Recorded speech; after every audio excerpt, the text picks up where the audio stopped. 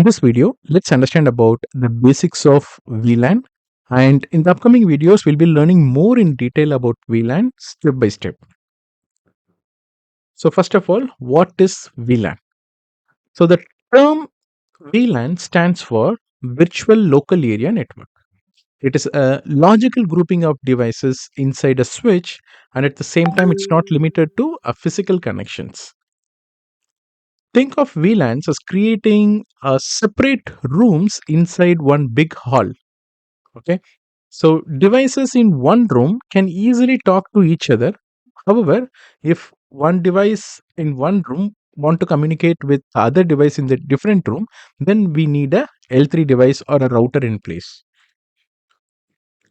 Okay, so why we need VLAN? A switch without VLAN is one big broadcast domain. Like I think we have already discussed about it, where if all the devices are placed in one broadcast domain, then all the devices will be receiving multiple broadcast messages, right? And that's the reason we want to segregate it, or we want to have a logical grouping of devices which act as separate subnet. Once we break any network with VLANs, then basically we are breaking a big broadcast domain into smaller broadcast domains as per our requirement. So how a VLAN works? As I said earlier, VLAN divides a switch into independent LAN segment. So by this, the devices in same VLAN can communicate directly. However, devices in different VLAN, if it want to communicate with different VLAN devices, then we need an L3 switch or a router in place. Okay, and we call that as an inter-VLAN routing. We'll be discussing about that as well later. And VLAN operates in layer 2, that is data link layer of the OSI model. And if you talk about the VLAN types and ranges, starting with default VLAN, like all the switches or every switch by default, there will be a default VLAN, that is VLAN 1, and we'll be discussing about default VLAN in the next video. However, just have a look on it.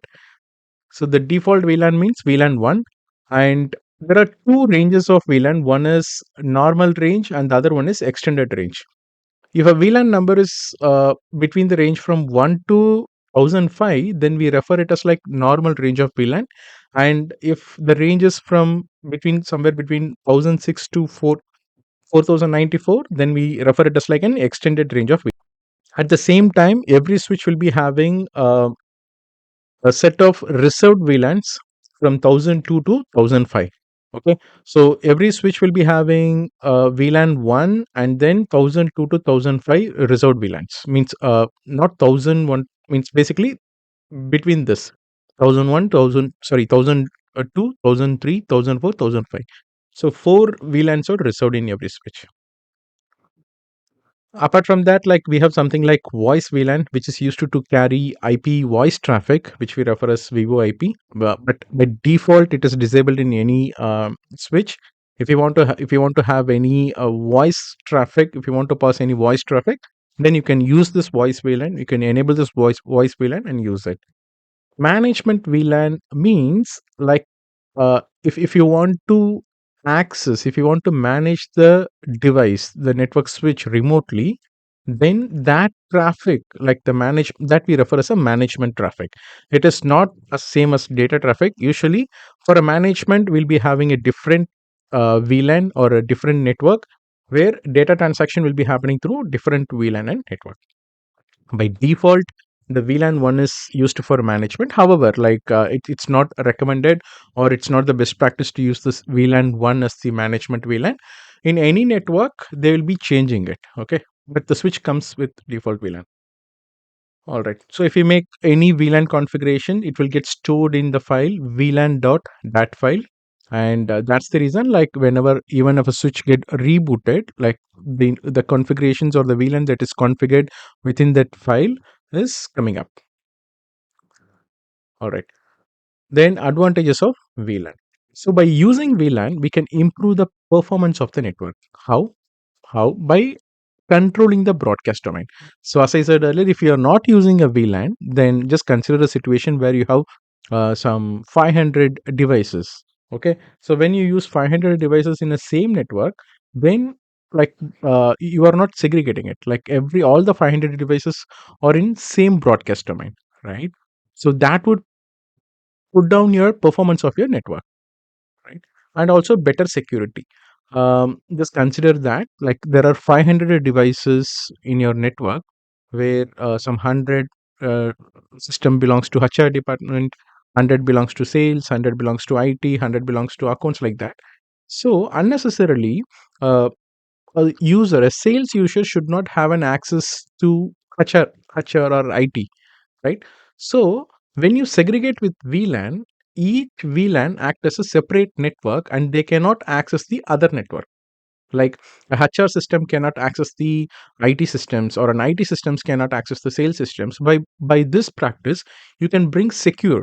Okay, you can secure your network, and it's more flexible and scalable.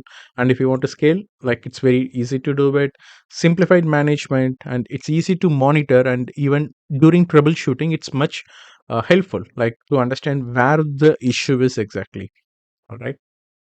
And support for voice and data separation, as I said earlier, like by default you have something like voice VLAN. You can use it for handling the voice traffic, and for data traffic you can use any VLAN, any numbers. So simple analogy, imagine a large office building to understand about VLAN. Okay. So if there is no VLAN or without VLAN, it is like one open hall where, some 500 people or more than 500 people are sitting, where everyone shouts and everyone hears everything. Right. So it's not nice, right? Just consider that there is a big hall where 500 plus people are sitting and everyone is talking and shouting.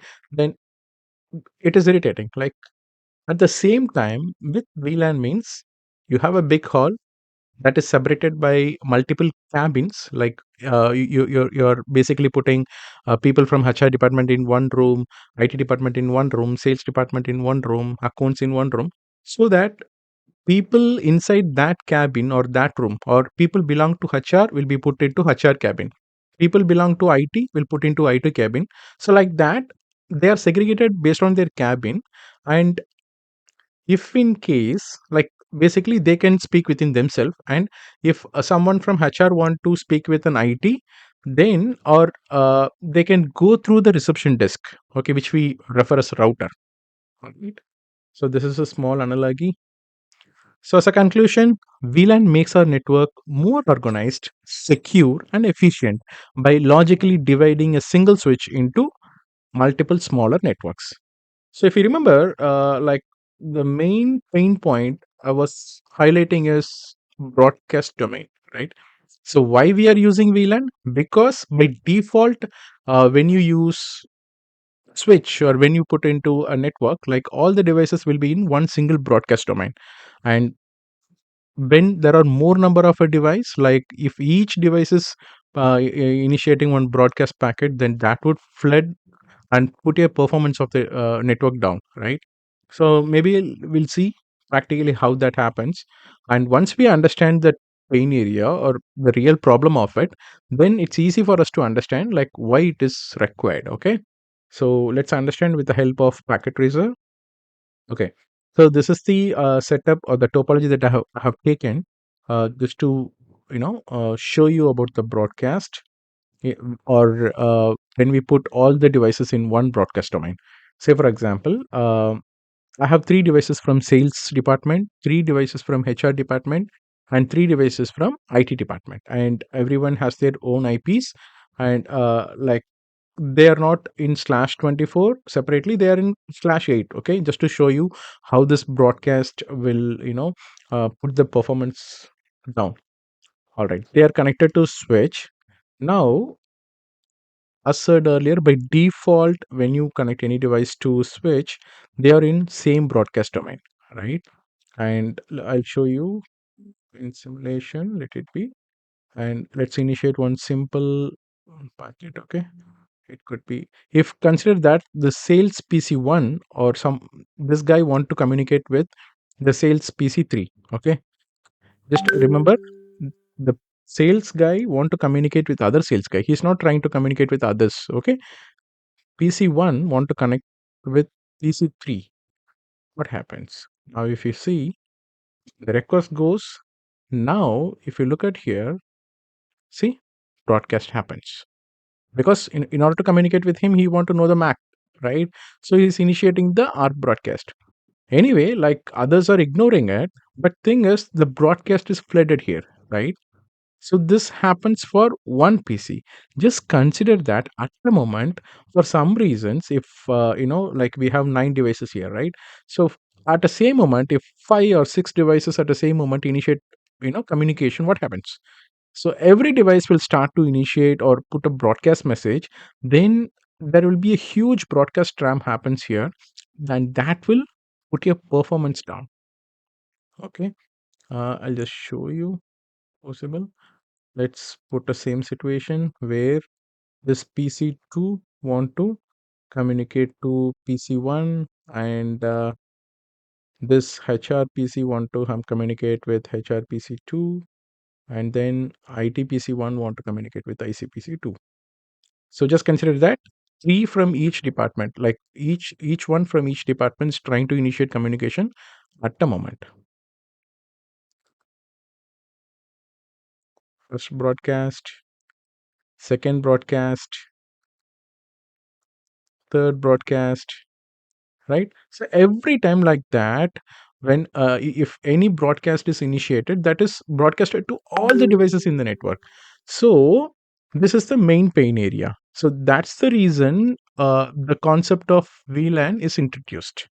Okay, so with VLAN, what we can do, we can logically group this whole network into small segments like sales. This is anyway a sales department, right? Sales PC 1, 2, 3. So we can logically group this three PCs into one network, and this HRPC, three HRPCs into one network, and this three ITPCs into one network.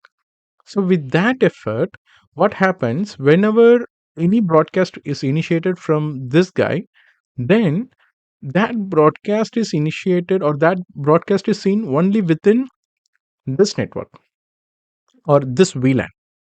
And at the same time, if any, let me delete this. At the same time, if in case any of this PC is initiating a broadcast message, then that broadcast will be seen only in the HR VLAN. It will not be broadcasted to any other. So with that, we can maintain or we can improve the performance of the overall network.